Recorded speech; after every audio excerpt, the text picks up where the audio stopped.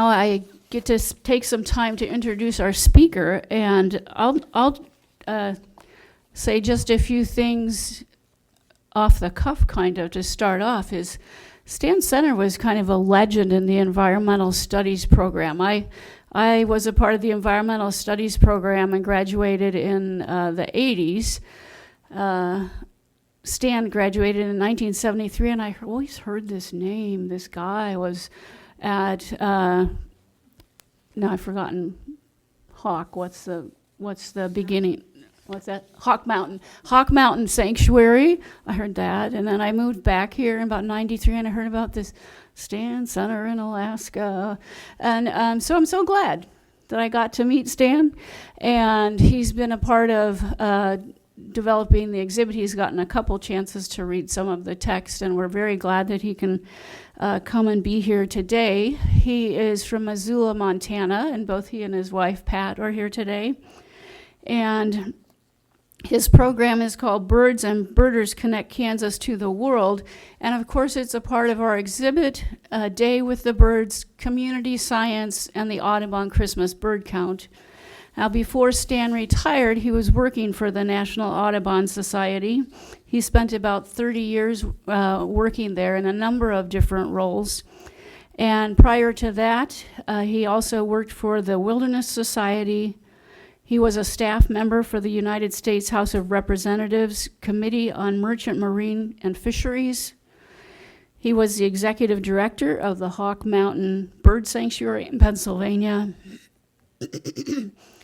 And he was a part of the restoration program manager for the Alaska Department of Fish and Game following the catastrophic Exxon Valdez oil spill. So this is just a small glimpse into the many, many different kinds of things that Stan has done in his lifetime, and we're thrilled that he could come here today. And with that, I think I'll let Stan take the podium. Thank you, Stan.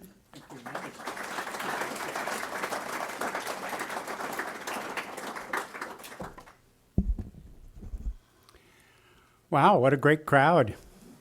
Nice to see you all here. Nice to be back in Kansas. Nice to be here at the museum. My grandmother, my mother's mother, Bertha Epp, lived just a few blocks away at 23rd and Main. And she, when we visited her, we would often, as kids, come to the museum. That's where we would spend a lot of time. And I even remember my grandmother taking me and one of my cousins to Sunday dinner at Charles Kaufman's house. And frankly, I was young enough that I don't remember much more than the fact that we were there. But that was a thrill, and it's always great. Was always great to be at the museum. Looked at the stuffed birds, which for some reason had a special appeal to me, and so it's an honor to be now speaking at the Kaufman Museum. So, thinking of the museum, I just want to reflect that one of their core values is taking delight in God's creation, accepting our responsibility to cherish and preserve what God and humans have created. And I like that statement, and I think it goes for me as a personal values statement as well. So in the next few minutes, I'm going to briefly give you a little more personal context, kind of set the stage for what follows. Then talk about bird migration, Christmas bird counts, some of the threats to bird populations, and then in the last few minutes, reflect on how birds do connect us to people and places really in the far corners of the world, and what the implications of those connections are for bird conservation. So I grew up in Buhler, not far away. My parents were school teachers, my dad at Buhler High, my mother at Heston High. My dad introduced me to the great outdoors early, and that's the little tyke in the middle with a pop gun probably is me. And my mother introduced me to the world of birds and nature through books, and Thornton Burgess was a particular favorite. Probably the most important thing my parents did, though, was instilled in my siblings and me a sense that our highest calling in life is to be of service to others. And that has been a guiding principle. So sometime around the 8th grade, I thought I might want to be an ornithologist, although I didn't know how to pronounce the word. And my sister, Rachel, who's here in the front, talked to Dwight Platt, and he recommended a book that I should look at. So she checked out an ornithology text from the Bethel College Library and brought it home, and I perused it. I can't say I read the entire book, but I spent some real time with it. And the most important thing was that was really my introduction to Dwight Platt, who's been a lifelong friend and mentor ever since. And building on what my parents taught us about public service, Dwight was really the one who pointed me to a career and said, stewardship of God's creation is a great career for someone who's interested in being of wide service. And hence I've got 50 years now in the conservation and ornithological worlds. So I was fortunate to spend 2 summers at Cheyenne Bottoms near Great Bend. My job was to trap and band mourning doves, which I'm doing right there. And when I took the job, the job had to be done in the cool of the morning and in the evening, which meant I had all day in between of free time. I had a state of Kansas pickup truck. Marvin Schwilling, my boss, gave me a spotting scope. And his stern warning, though, was, I don't want to get any reports that this truck is parked at a bar or a strip club in Great Bend. And there were plenty of those things in Great Bend. So he said, I want you to spend your days out in the wetlands learning about birds. Well, what could be better than that? And so I did. And during those 2 summers, I fell in love with shorebirds, launching a lifelong passion for what Peter Matheson called the wind birds. Pat and I were just here a couple days ago, and that picture could have been taken then. Many of you perhaps have visited Cheyenne Bottoms or also Quivira National Wildlife Refuge west of Sterling and Hutchison. These are internationally known places for their populations of shorebirds and waterfowl. So Pat and I were married in 1971 and graduated from Bethel in 73. And my goodness, we look young. After a year in voluntary service, in Seattle, where I did environmental work, we moved to Fairbanks, Alaska. And we were drawn there by the wild lands and the wildlife, and quickly became involved in some of the big issues around development and conservation on the last frontier. And at the same time, there were some funds available to study the potential impacts of offshore oil drilling on wildlife. So I was able to take advantage of that, go to graduate school at the University of Alaska, and I studied migrating shorebirds in the Copper River Delta, which is on the east side of Prince William Sound near Cordova, not far from where the Exxon Valdez tanker ran aground a few years later, 1989. All these sort of rusty-colored birds in front of you are western sandpipers roosting on a high tide, so they're mostly asleep. And this was one of my study sites. I spent months and months and months over 3 years right there with that was my view. So thanks to amazing tracking technologies today, we not only know where many species of birds start and end their journeys, but now we can follow their specific pathways and speeds and timetables. This information is crucial for conservation. And following their tracks, though, really does, I think, demonstrate that birds connect us, connect landscapes and people in places like Alaska and Kansas and the far distant corners of the world, as you'll see in a few moments. So in this photo on the left, my oldest son, Nathan, and I have just trapped a Hudsonian godwit. I assume you can all see that here. And then we're fitting it with what's called a geolocator, which is a tracking device, so we can follow it in migration.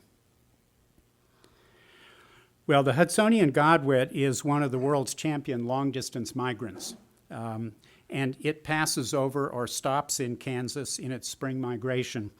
So here is the track of a single bird that left Chiloé Island in southern Chile on April 6, 2020. It flew nonstop for 6 days, finally landed here on the border, looks like the Texas-Oklahoma border. Then it took a couple weeks to kind of meander north up the Great Plains, refuel, rest a little bit, and then it took off again April 30 and May 3rd, it was in its nesting area in Alaska. Only 2 months later, it turned around, its work was done, and it flew then more southeasterly across the continent, across the Caribbean, down the length of South America, almost all the way, and then it flew over the Andes and stopped back at Chiloé Island where it started. So that's the track of one bird. So here's another one, and here's a question for you. This is also another godwit, same year, and on April 28, it stopped right here. Just anyone have a wild guess what town is near that stop? Well, someone said Sioux Falls. It's close. It's right outside Freeman, South Dakota. I think it was a Mennonite godwit. So that was pretty cool. I think there was even a little sentence or two in the Freeman Courier about it. This is a young godwit, and I'm showing that because one of the very fascinating things about their migration is that by the time this baby can fly, both of its parents will have abandoned the birds. And so this little guy has to fly all the way to Chile on its own without an experienced adult to guide it along the way. One of the amazing things about bird migration. So these super duper long distance flyers burn fat to fuel their flight. And before leaving, they go through a period of what we call hyperphagy, which is they're eating voraciously to stockpile fat, as demonstrated by my son Paul, who now works at the Lincoln Park Zoo in Chicago. The unfortunate surf bird here, not a godwit, but this is a surf bird, was oiled by the Exxon Valdez oil spill. But the reason I'm showing you this sort of gross photo is all of this yellow is subcutaneous fat. That's the fuel for migration. And as their departure nears, whether they're in Chile or whether they're in Alaska ready to head south, they actually shrink their body, some of their body organs to save room and save weight. And then they stockpile as much fat as they can into those spaces, and that's what they make their trip with. And then the organs are restored to full size when they've reached the journey's end, or perhaps during that long pause on the Great Plains in South Dakota. They might be there long enough to restore their organs, because they really don't have full digestive efficiency until those organs are restored.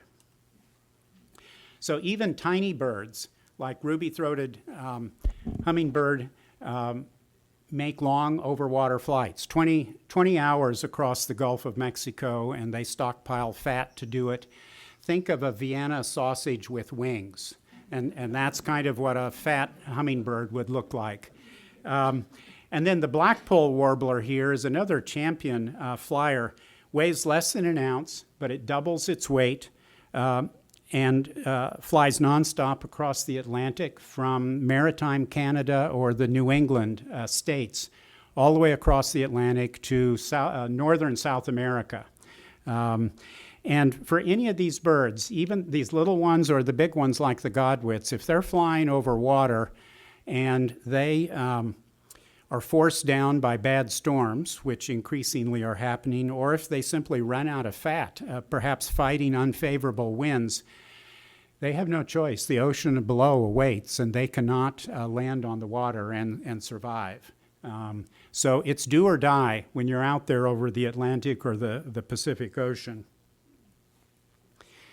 Besides oceans, birds meet other barriers. Large deserts like the North Africa deserts, but also mountain ranges. And so here we have the bar-headed goose winters in India, and in a day's time it takes flight and flies up over the Himalaya mountains, reaching elevations of 24,000 feet. And I believe that Everest is 29,000, so that gives you an idea of how high they're flying. Very energy demanding, oxygen demanding to make those those flights, but that's probably, well, presumably that's the most efficient way for them to do it, or they would have figured something else out. So these long-distance, nonstop migrants, especially over water, have to fly both day and night. But many other birds, especially small songbirds, migrate mostly at night, perhaps to avoid predators, or they may want to use a few of those daylight hours in order to do a little bit of feeding. Studies using sophisticated weather radar, NEXRAD is the system, have documented that at night, hundreds of millions of birds are on the move. And I just looked today before coming over here on the Cornell Lab of Ornithology website. They have a project called Birdcast, which predicts how many migrants are going to be passing through. Well, tonight, in the eastern half of the United States, including Kansas, they're expecting 489 million birds to be on the move. So almost 500 million birds expected to be on the move. This image was recorded over Chicago on October 5th, last fall, 2023, and 1.5 million birds over the city. You're going to see this image again in just a couple minutes. So ornithologists generally identify 9 flyways around the globe. Kansas, Harvey County would be here in what's called the Mississippi Americas Flyway. So ornithologists, people, we have our maps, but the birds don't read these things. They, however, have a genetically encoded road map of their own. They can draw on a variety of cues, geographic features like rivers or mountain ranges, the position of stars overhead when the sky is clear, polarized light and the position of the sun as it sets, and then the most recent breakthroughs in understanding how birds migrate are that they can detect magnetic fields that are generated by the Earth's molten core. And it seems to give them a map that gives them their position and the direction of flight. So phenomenal stuff there. So birds aren't just aiming for big targets like continents or whole continents when they migrate. They actually have some very specific connections. So this is a Swainson's thrush, which comes through Harvey County in spring and fall. And these birds were tagged with a little backpack, a geolocator. This happens to be a gray cheek thrush there, but using this little backpack. And these were put on at Denali National Park up here. And you can see in fall migration, they each kind of took their own path, and they hit Central America at various places. But look how they all converge. And down here, somewhere high in the Andes, all of those birds showed up within a few miles of each other. And then in the spring, the following spring, it would be the austral fall, but the following spring up north, they all come back to Denali National Park. And one of the reasons that's so important is because these backpacks this isn't a satellite transmitter, so you have to actually recapture the bird. And there's a computer chip in there that you plug into a computer, and then you get the data and you can analyze them. That wouldn't even be possible if they weren't so specific in their destinations.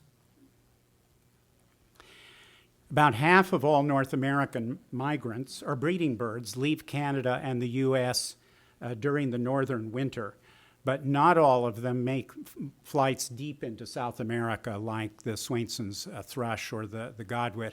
So I just wanted to show this is a Baltimore oriole. You can see, relatively speaking, it's just a short hop over the Gulf of Mexico to Central America, and that's where they spend the winter. Lots of Baltimore orioles around now. We were over in the woods here earlier today, and there was Baltimore oriole singing, and they're pretty much all over the place. So many of you have seen or will see the exhibit that Andy was describing, a day with the birds, community science, and the Audubon Christmas bird count. I'm not going to repeat the information in there because I hope you can look at it at your leisure when you have that opportunity. So I am going to share a little perspective, though, on Christmas counts, some of my own experiences, and I've participated in dozens of them. I can't even remember how many. Sometimes when I can't sleep at night, I try and remember all the Christmas counts I've ever been in, and that's usually a pretty good tool for getting back to sleep. I do know that I've done Christmas counts in 8 states plus the District of Columbia, so that's the best I can do. So when I was in the 8th grade, I did my first Christmas count. That was 1965. And my brother John was a Bethel student then, and Dwight asked John to help out with the count, and so he recruited his little brother. And we weren't expert birders, but we had a great time walking and cruising the back roads of western Harvey County. And I have 2 strong memories of that day. The first is that I was very proud to identify a Harris's sparrow, and I think this is an exceptionally pretty bird. And that nests in northern Canada up here and then winters down in the southern plains in grassland and sort of shrubby habitat. So that was one memory. The other was that our day ended in Halstead at the home of Edna and Alma Ruth and their niece Ruth Rose. And when you do look at the exhibit back here, you'll see more about Edna and Alma and Ruth. So over... Harris's sparrow left Friday. You saw a Harris's sparrow on Friday? On Friday, but I haven't seen it either yesterday or today. I should have said that Harris's sparrows are all about to leave because they're headed back up north. And so there have been some around. In fact, I saw one at Dwight's house I think I saw one on Saturday morning. At any rate, they're leaving real soon. So over tea and cookies, we participated in the ritual tallying of the day's results. And so typically, the compiler, and that was Edna in this case, reads down a checklist of likely species, and the gathered counters call out, well, I saw this and I saw that, and she comes up, or the compiler comes up with the whole list. And there are stories about the day out in the field and what was seen or not seen, and always excitement about reports of rare or unusual birds. So this was my first experience at sort of joining the larger community of birdwatchers. And that community, sense of community among the birding world, is really one of the most satisfying things about being a birdwatcher, and it's lasted all of my life. So speaking of rare and unusual sightings, when I was a Bethel student myself, 1969, 2 of us covered Harvey County West Park, and we didn't recognize, this was late in the day, it was getting dark, and we didn't recognize calls coming from a dense red cedar over there by those fishing ponds. And we found 4 pine grosbeaks, and they were the first ones ever recorded on the Halstead-Newton Christmas count, and if I'm correct, only have been seen once since then on a Christmas count. I remember that Dwight and Bob Regier had lots of questions when we reported this sighting back to the group, and they went out at the crack of dawn the next day and actually found the 4 birds right in the tree where we said they were going to be, which was a relief. So bird watching is like golf because it's all on the honor system. And so it's good to have your observations confirmed by experts. And today, with digital cameras, increasingly people expect you to take a really good photo, and I'm not so good on that front. But that's the pine grosbeak, one of my favorite birds. Just briefly here, these are the 28 count circles, the 28 locations where there are Christmas counts now in Kansas, and this is from the 2022-23 year. And here's Wichita. Here's would be the Halstead-Newton count here. Back in '65, when I did that first count, there were only, I think, 14 of them active. But it's a real tribute to the Ruth sisters and Dwight and Greg Friesen and Lorna and others, that they have kept this count going, for 75 years, and for 50 of those years, or more than 50 of those years, in the same place without moving that circle. And that's really important to have that consistency in the location. Notice here, there aren't any Christmas counts out here except down west of Liberal, it looks like. So if any of you hanker to spend a couple days in December in western Kansas, I think there would be people thrilled to have a Christmas count started up here, but then you have to keep it going for 50 years. So here you can compare the Halstead-Newton count in '65, that's the one I started on, and then in 2022. Number of observers about the same, number of hours, a little less actually in 2022. A lot more species, 51 compared to 67, a lot more individual birds, more than 11,000 here, just under 5,000 here. The greater diversity of birds is partly a function of waterfowl, because in 1965 we only had 3 species, I think mallard, green-winged teal, and Canada goose. And then among those 67 were 8 different species of waterfowl now, including greater white-fronted goose and snow goose were a couple of the ones that I remember. And in terms of this bigger number, 3,500 of those were Canada geese. No, 3,500 were waterfowl, and roughly 2,500 of them were Canada geese. And then a lot of the rest of the increase were red-winged blackbirds and probably starlings and some miscellaneous blackbirds thrown in there. You can say in general, though, that particularly with the waterfowl, that as the climate warms, they stay as far north as they can, and they only move south when they don't have food and open water. So they're, cold temperatures don't bother them as long as there's food and open water.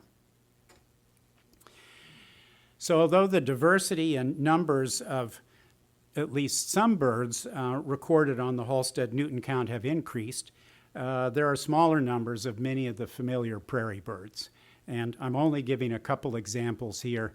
This is, again, the Harris's sparrow that we looked at. These are from 1990 to 2022, and see a lot of variability there. I fit a regression line on it, and at least shows that pretty clearly a trend there.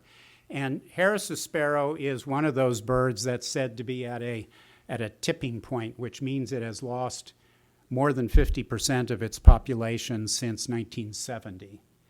So on the other side here, this is bobwhite quail. This goes back to the 1965 all the way through 2022.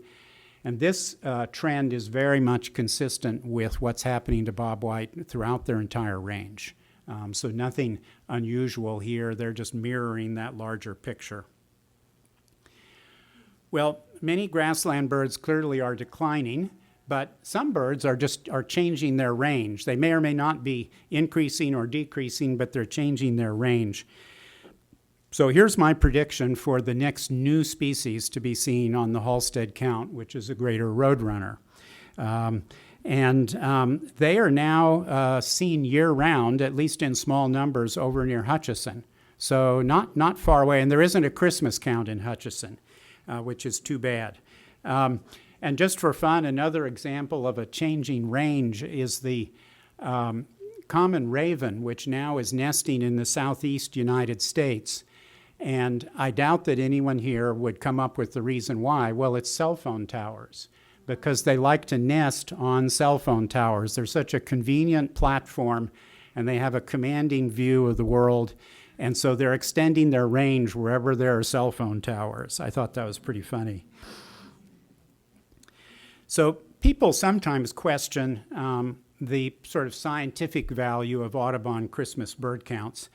But when you have, things, variable skill levels in the observers, challenging weather, which can have a huge impact on what's seen. But when you have more than 79,000 people out in the field or watching backyard feeders, 2,500 different count circles across the United States and Canada, and some down south of us, you have a powerful tool for looking at changes in bird distributions and numbers and species composition.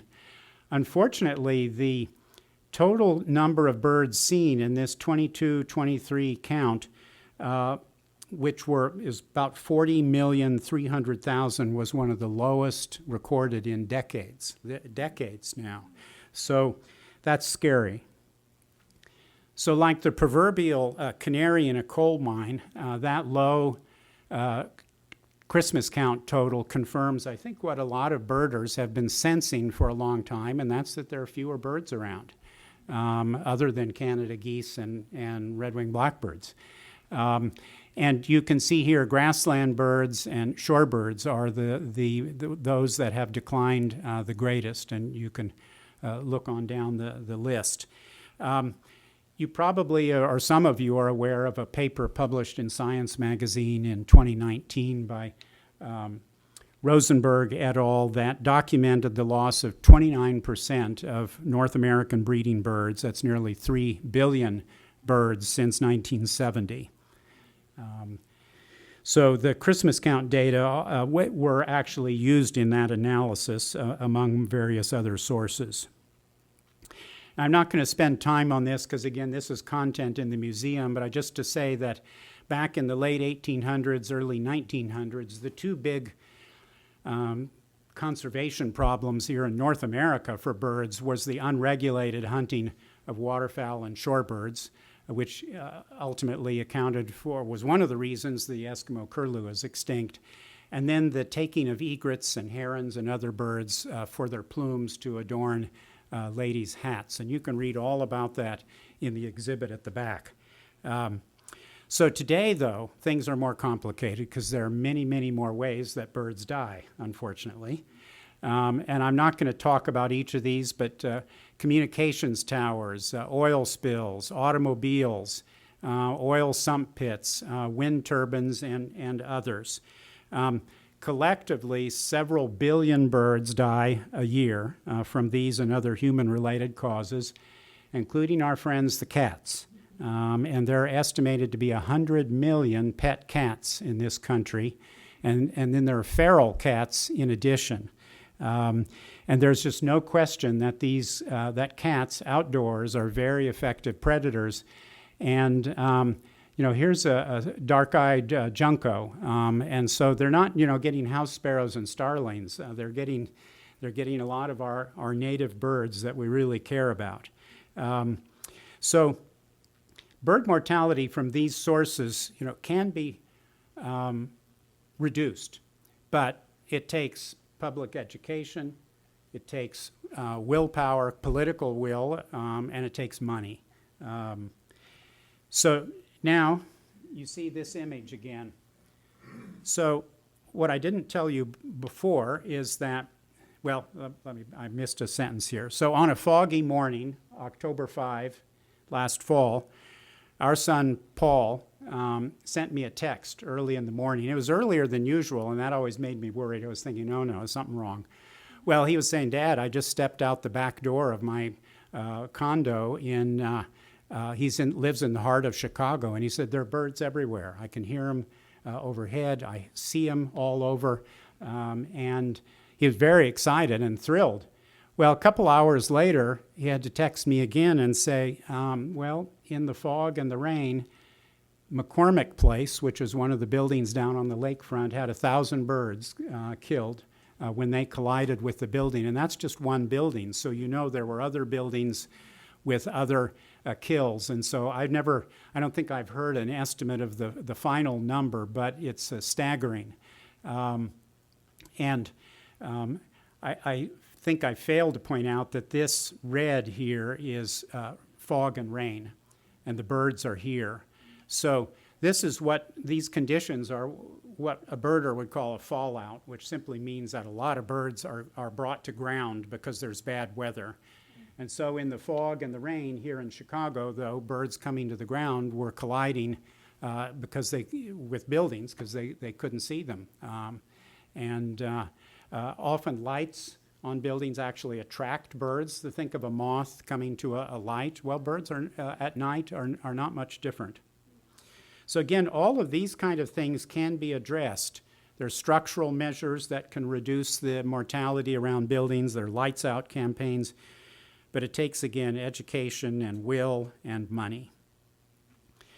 So direct mortality of birds is very important, but the original problem with bird populations has been habitat destruction, and degradation affects birds in a myriad ways and have been problems as long as people have altered landscapes, including cultivation of virgin prairie here in the heartland. And that was one of the factors in the extinction of the Eskimo curlew. This image is from southern Brazil and shows the complete removal of forest cover for soybean production.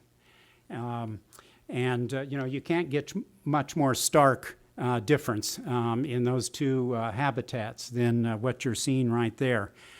So not incidentally, Mennonite colonists in Bolivia and Belize, among other places, are some of those who are most aggressively converting forest to agricultural landscapes. In addition to habitat loss, sort of the other evil twin, so to speak, is the changing climate. And climate change is warming due to our insatiable demand for fossil fuels, some of which are pumped from the ground here in Kansas. This is out in western Kansas, and a whole lot of which come from the sprawling Prudhoe Bay complex up in Arctic Alaska. So the many effects of climate change, which I don't begin to have time to go through a bunch of them, but they're varied and pervasive. Some are really obvious and some are subtle. So on the subtle side, one of the increasing problems is what we call a mismatch in the timing of migrating and nesting birds and the availability of their prey. They're out of sync.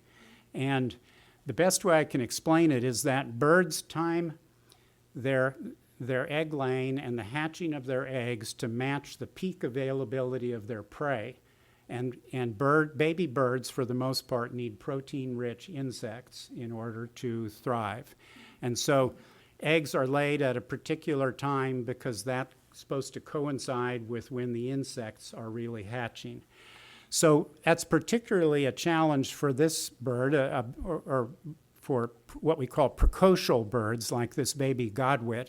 Precocial birds have to feed themselves. They're able to run around within almost minutes of hatching, and they've got to start feeding because the adults don't feed them. Well, if these birds when they hatch, if there aren't abundant insects and spiders to feed on, they can starve within hours.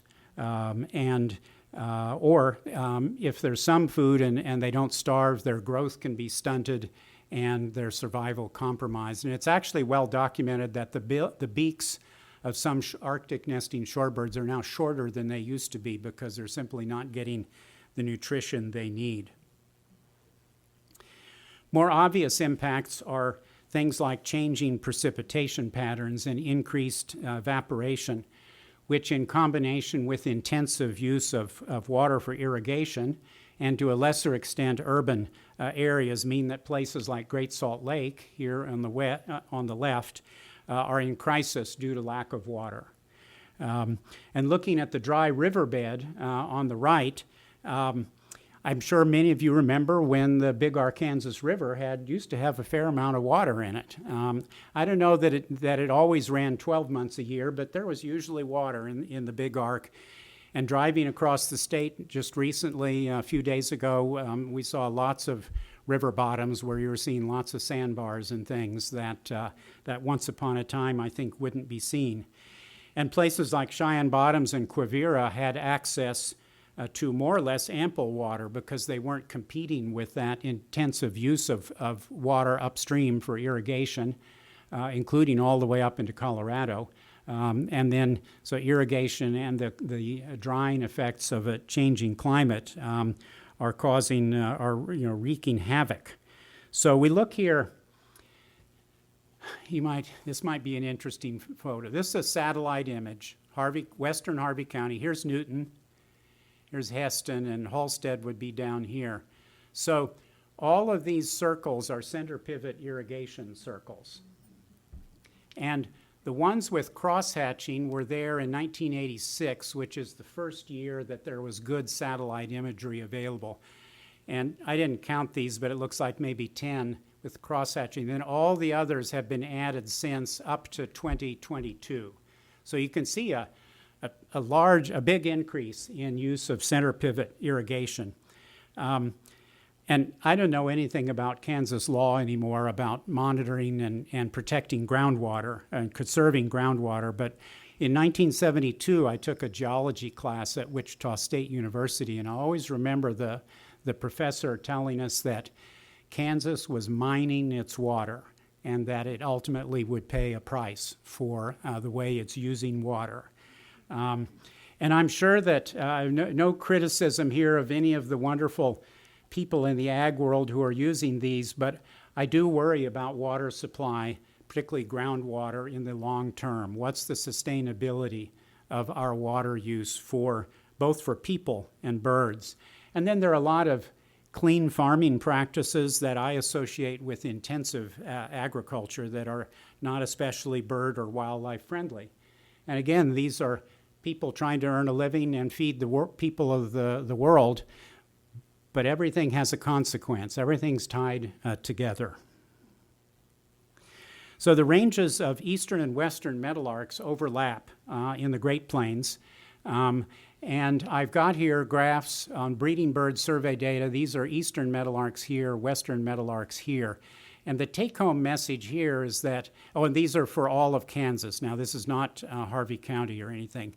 But the take-home message is they're both declining at about the same rate across their entire ranges. We could look nationwide for the eastern meadowlark and the western meadowlark. They're all doing the same thing.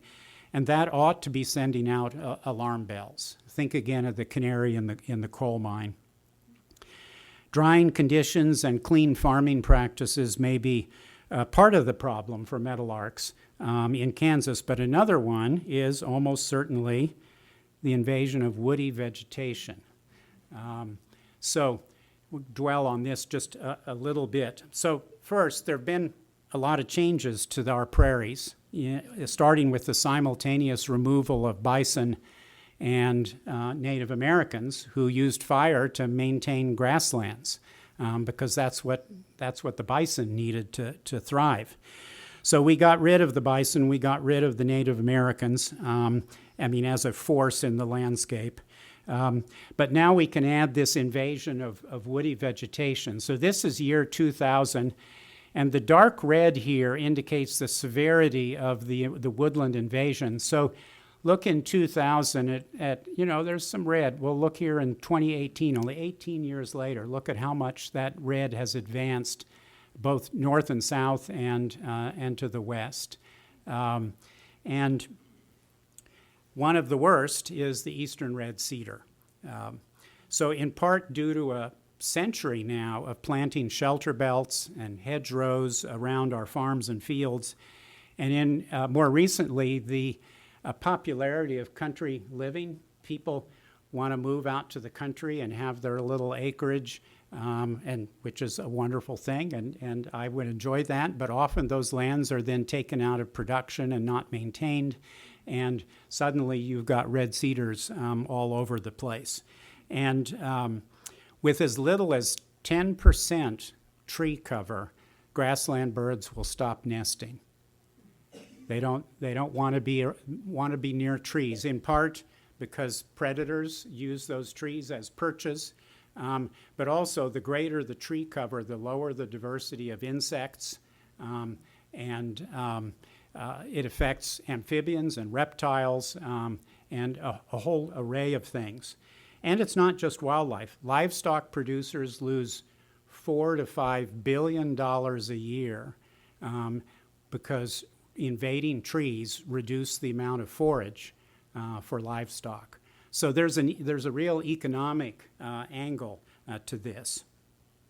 And the last thing I could say is that if we're concerned about water, which I am, these babies suck up a lot of water. I think it was 6 gallons a day. And when you have a field full of hundreds of these, there goes a lot of water. And I'll guarantee that the deep roots of big blue stem grass or something are going to use a lot less water than this thing. So you can see here the spreading cedars and other trees. This is Sandhill State Park near Hutchinson. And the seeds from the red cedars disperse widely, and then they're helped by birds like cardinals and blue jays, which really spread them more widely. This picture is from Harvey County West, and it just as easily could have been taken at Sand Prairie Natural History Reservation, which the college owns, just about a half mile from Harvey County West. So both of these places, Harvey County West, Sand Prairie, are starting to have a real problem with tree growth. So bottom line is our prairie landscapes don't maintain themselves. That's why the Native Americans were having to burn.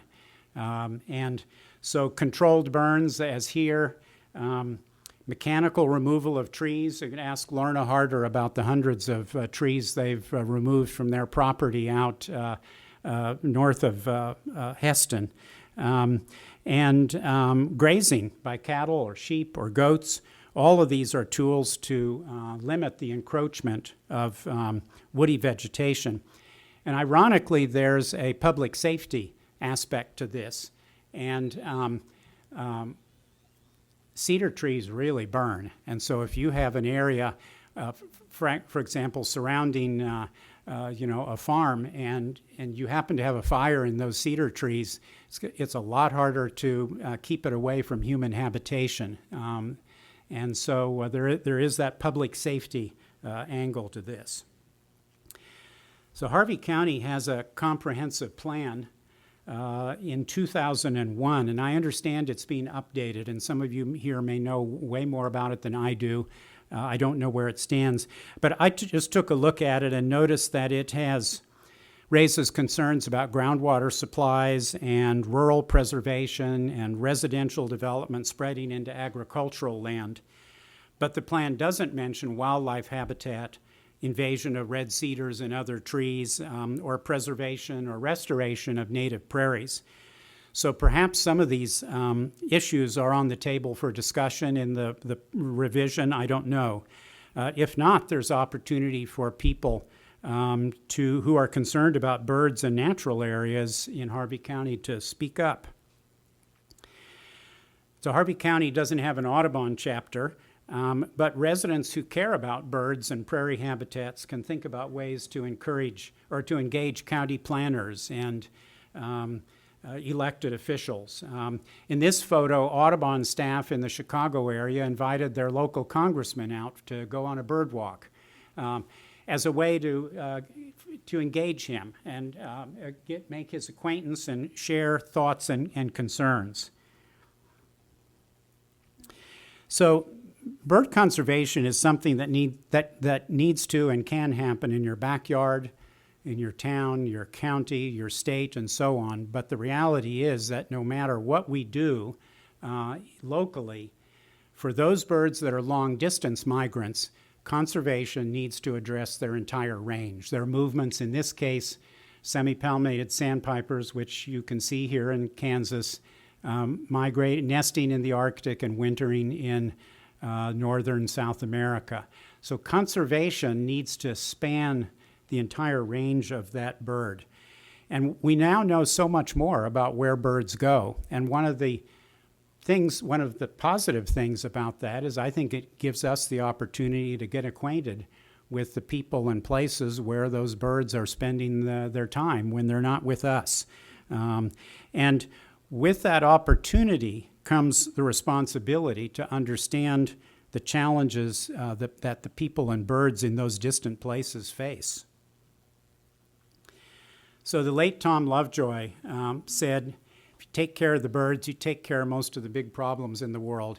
Now, I happen to think that's a little bit of an overstatement. But his underlying point is right on target, and that's this, that the threats that jeopardize bird populations are ultimately the same ones that threaten the lives and livelihoods and quality of life for people. You can't really separate them. So we need only look at all the migrant people fleeing political unrest, war, repression, religious persecution, lack of food security or economic opportunity. The effects of climate change are getting laid on top of that in the form of extreme weather events, drought, other untenable environmental conditions. These images are from Panama. And in this year, 2024, they're expecting 500,000 migrants from Haiti, Venezuela, and other countries pouring through the Darien Gap, which is on the border of Panama and Colombia.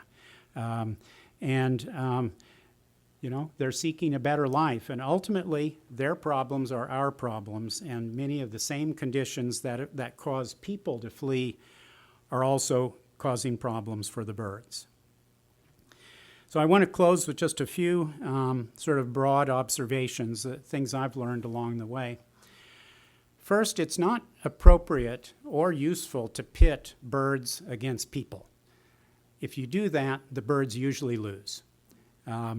And sometimes there are conflicting needs and objectives, but really the most durable conservation comes when you recognize that birds and people share the same planet, the same space, and that you're working toward long-term sustainability that benefits both people and birds. If you're not doing both those things, it's probably not going to work over the long run.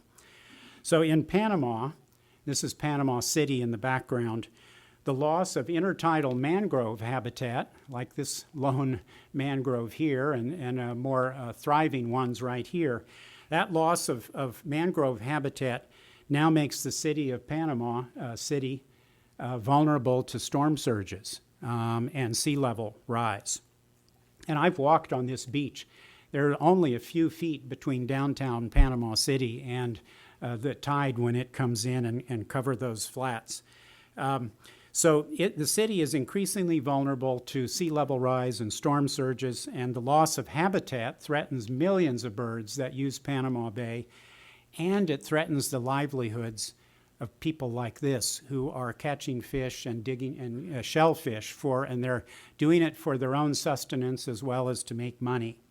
And so maintaining mangroves habitat in Panama Bay is essential for long-term sustainability, and it has the added benefit of sequestering carbon in the same way that our deep-rooted prairie grasses do. So another lesson is that people and birds suffer when there is a lack of justice and effective governance. So think again of all those people fleeing instability and war and repression. And it's very clear that in those places, conservation of birds and the environment are not on the radar screen. They are not priorities. So in the early 1990s, I had a meeting down in San Jose, Costa Rica, and the flight I took, we flew over El Salvador. We had to stop here at San Salvador. And as we flew in, I could see that most of the real forest in the El Salvador landscape was around volcanoes and high mountains, and a lot of the rest of it was either not forested or not with these prime old growth kind of forests. And when we landed in San Salvador, the airport was ringed in barbed wire and there were soldiers everywhere with automatic weapons. Well, when I reached my destination in Costa Rica, one of the things I did was met with two women who were the spark plugs of the El Salvador Audubon Society. Believe it or not, there was an Audubon chapter in El Salvador. And their chapter's main conservation priority was reforestation. And so I asked if there was some kind of a plan. How do you know where it's most useful to plant trees? They replied, well, there is a plan, but we've never seen it. Well, naively, I asked, why is that? Well, they said, well, that would mean we would have to go to the government and ask them to see the plan, and we don't want to draw attention to ourselves. Well, I learned later, and they didn't tell me this, but I learned later that both of these women had family members who were disappeared and never to be seen again. And they were not about to do anything that was going to raise their head and draw attention to themselves. So I don't know where those women are now, how things have gone, but it was for me a very poignant reminder of the link between governance, and justice, and conservation for people and for birds. So there are times today, and I'm not going to get too political here, when I question how good the governance is in our own country, but we are fortunate to still have the opportunity to meet and share our concerns with public officials. And this is just me following testimony about migratory birds in the U.S. House of Representatives just a couple of years ago. Not incidentally, President Biden just signed a bill that facilitates grants for conservation of habitat for migratory birds in Latin America, and showing that even in a deeply divided Congress, there is some opportunity for incremental progress on a bipartisan basis. Now, that grant program, though, that the president just signed into law is pretty small potatoes in terms of the money that is hopefully going to be available. And extending conservation initiatives to scale them up to that international level really requires serious resources. But there are some good things going on. There's one called the America's Flyways Initiative, which is led by the Development Bank of Latin America in cooperation with Audubon and BirdLife International. This project will be directing billions of dollars at projects to do things like provide clean water, to restore habitats, and all of the projects need to be designed to benefit both people and birds. So again, not pitting one against the other, but let's look for things that benefit everyone. So hopefully restoring mangroves in Panama Bay will be the kind of thing they're doing. There's a similar project in East Asia with the support of the Asian Development Bank. So lastly, just a couple more images. We must invest in our children, whether they live in Panama, like these kids on the left, whether they're in Alaska here or Kansas. You never know when a young person is that you introduce to birds and nature may end up in a position to influence or make important decisions that benefit birds and people. And yesterday's children are today's teachers and leaders, giving old-timers like me hope and even some confidence that they will find a path forward through what I expect will be very challenging times. So on the left is our oldest son, Nathan. Here's Dwight Platt. They're out at Sand Prairie. And here's Nathan now showing me where the birds are. Whoops, one more here. So these challenging times ahead mean that we're almost certainly going to lose some birds, some of the ones that we know and love. But birds and other wildlife are more resilient than we often give them credit for. And given half a chance, many of them will survive, if not thrive.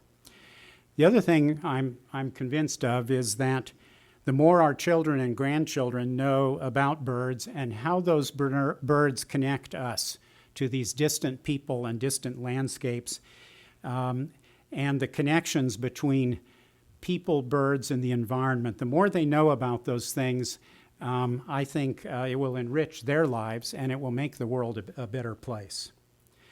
So that's all. Thank you very much and happy to answer questions.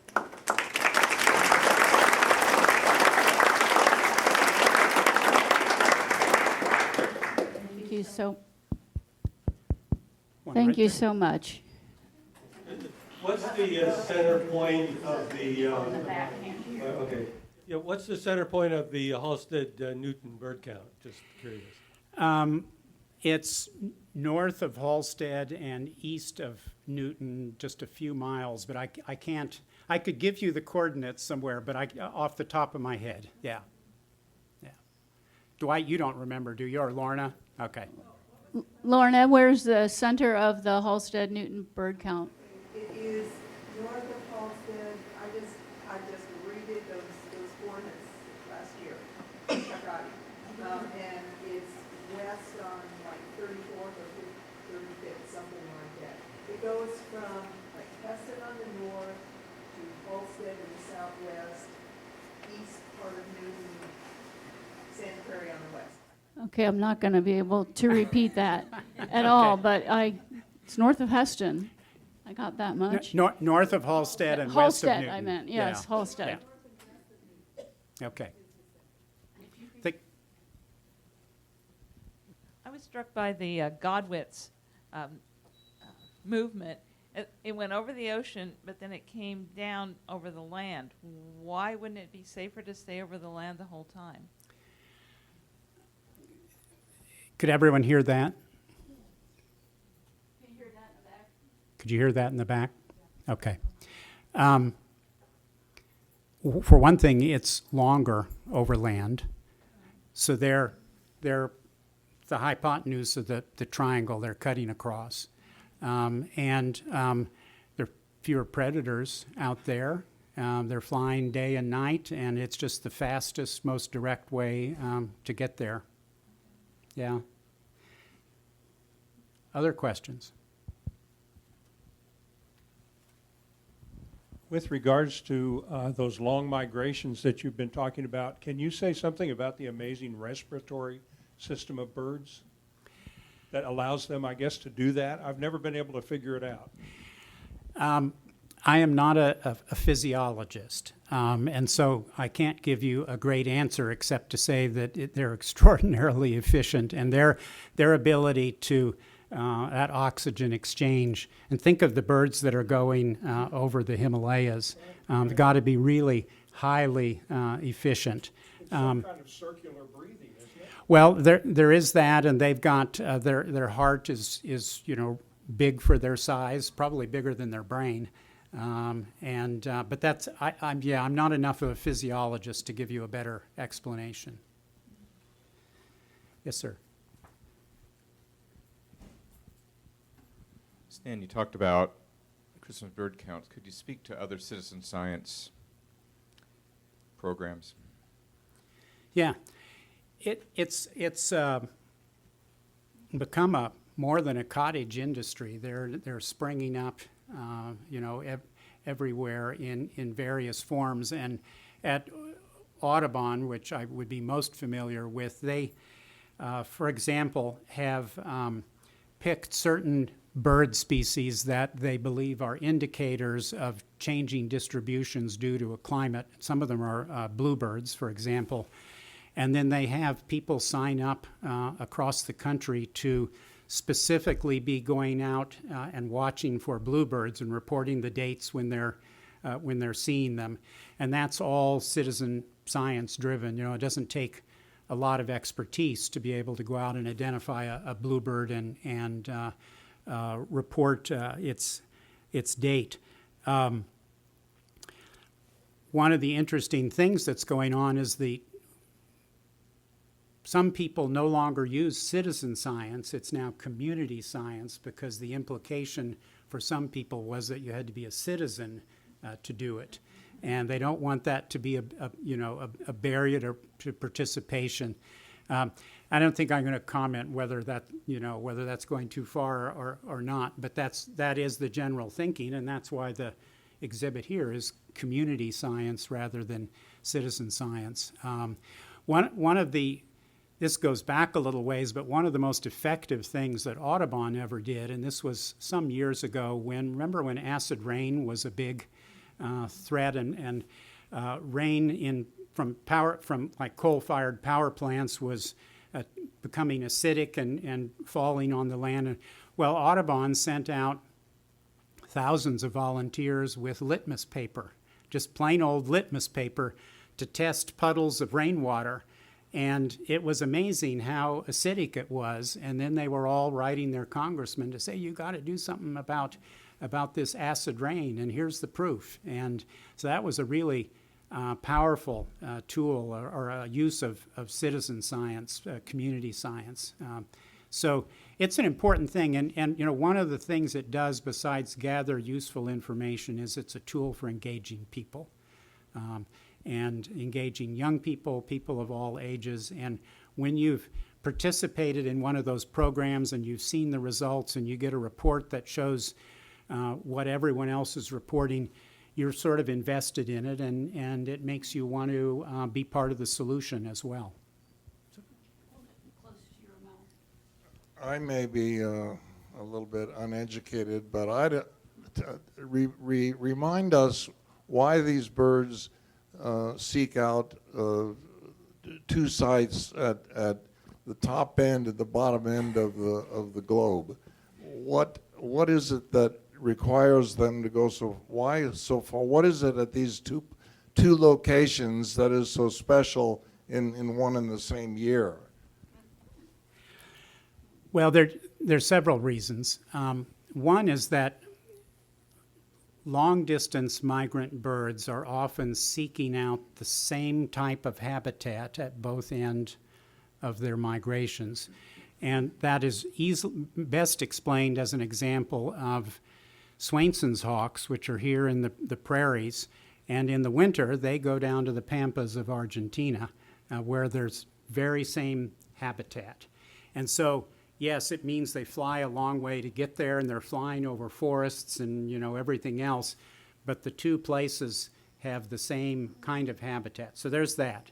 Another piece of it is finding places where there's not a lot of competition for space and food. And so in the case of those Hudsonian godwits that nest in Alaska and migrate to Chile, there aren't a lot, when they're down in the wintering area in Chile, there are not a lot of other shorebirds around trying to use that same space.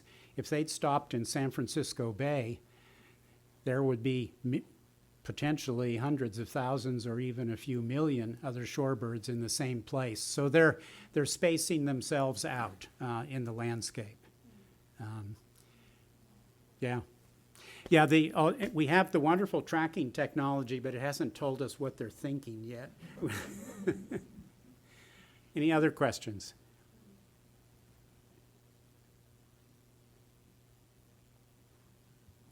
If not, Well, we have Oh. one. Did you say you saw one? Or you have one? oh, there we go. What effect has bird flu had on the bird population this year? Yeah, big impact. Probably not so much here, but we have penguin colonies around Antarctica that have just been devastated, and a lot of waterfowl. A few weeks ago, Pat and I were in coast of California around Santa Cruz, and we were finding we thought unusual numbers of dead birds washing up on shore. So far, the impacts have tended to be seabirds, waterfowl, penguins around the marine environment. I'm not sure, I can't explain what that particular connection is. The other one that had a huge impact years ago was West Nile. And I think Chuck Audie spoke in the series at the Arboretum, and he made quite a big deal of and he had some graphs showing the impact of West Nile on birds.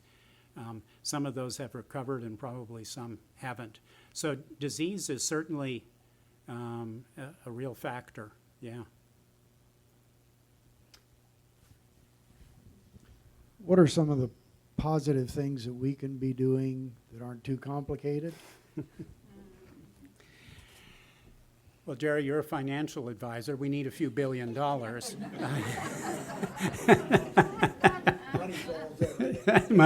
Money solves everything. Well, as I mentioned, you can start conservation in your backyard, and that is to be encouraged. Whether it's planting native species, which have the right mix of insects and things that go with the native plants, compared to exotic ones. And doing what you can. If you own a little property, get rid of those darn cedar trees, the ones that are taking over your pasture. And I should be clear, shelter belts and all are wonderful things, and I love seeing all the Mississippi kites, nesting in shelter belts and all that. But shelter belts have to be managed. And Wally Hickel, the former governor of Alaska, the late Wally Hickel, always used to say, well, you can't let nature run wild. Now, he didn't mean it in such a good way, but there is some truth to that. So you need to manage things like shelter belts and hedgerows, and that's a big deal around here. You don't have to drive very far outside of Newton and you see fields overtaken by red cedars, and so that's a real problem.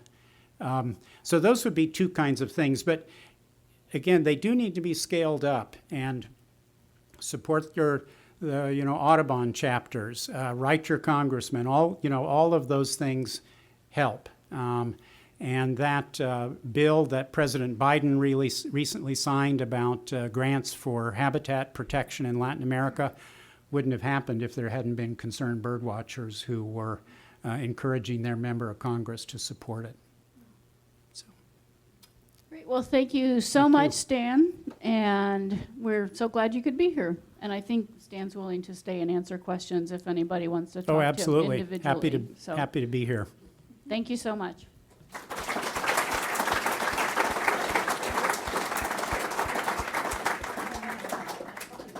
That's a sanderling, if you're wondering.